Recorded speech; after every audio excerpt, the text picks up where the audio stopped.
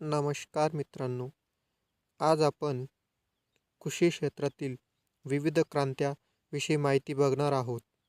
चला तर मग व्हिडिओला सुरुवात करू.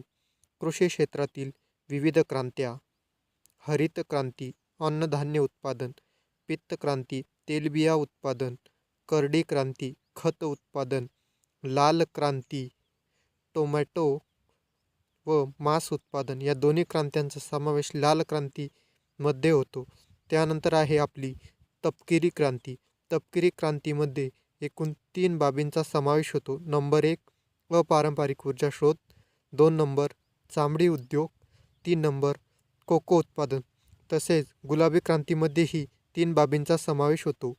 कांदे उत्पादन, कोळंबी उत्पादन व औषधी उत्पादन. त्यानंतर आहे श्वेतक्रांती.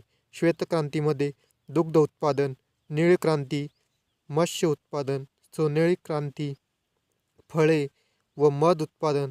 तसेच चंदेरी क्रांतीमध्ये अंडे उत्पादन व कुक्कुटपालनाचा समावेश होतो. त्यानंतर आहे गोल क्रांती. गोल क्रांतीमध्ये बटाटा उत्पादन. काळ्या क्रांतीमध्ये पेट्रोलियम उत्पादनाचा समावेश होतो.